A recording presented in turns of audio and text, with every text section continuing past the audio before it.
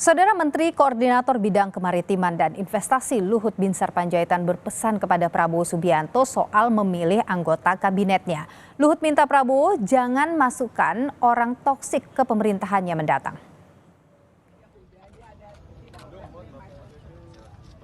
Menteri Koordinator Bidang Kemaritiman dan Investasi Luhut Binsar Panjaitan berpesan kepada Presiden terpilih Prabowo Subianto soal memilih anggota kabinetnya.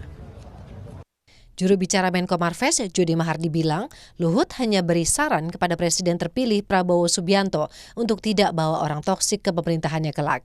Hal ini diungkap Jody melalui pesan singkat yang dikirimkan ke redaksi Kompas TV.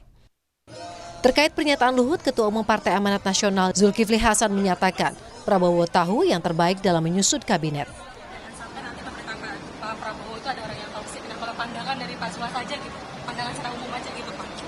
Itu Pak Prabowo sebagai presiden terpilih punya hak prerogatif terserah beliau saja. Tahu yang terbaik ya. Sementara itu Ketua Umum Partai Kebangkitan Bangsa Muhaimin Iskandar menyebut menjauhi orang toksik bukan hanya harapan Luhut.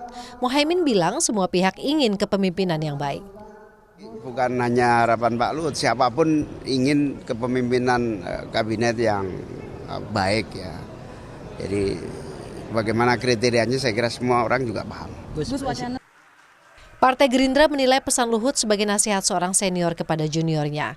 Wakil Ketua Umum Partai Gerindra Habibur Rahman yakin Prabowo akan memilih orang-orang yang sejalan dengan pemikirannya. Pernyataan Pak Luhut ya, bahwa agar Pak Prabowo tidak membawa sosok toksik ke dalam kabinet.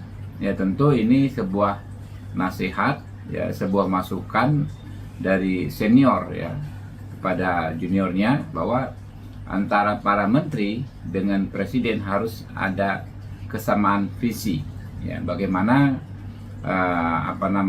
pengelolaan negara yang maksimal supaya target-target kebangsaan terutama Indonesia Emas 2045 bisa tercapai ya. Kalau untuk bangsa dan negara, elit-elit kita yang saat ini tidak ada yang toksik lah ya. Sejak ditetapkan sebagai pemenang Pilpres, ada dua partai yang disebut siap mendukung koalisi Prabowo Gibran, yakni Partai Nasdem dan Partai Kebangkitan Bangsa. Sementara PDIP dan PKS masih belum menentukan sikap. Tim Liputan, Kompas TV.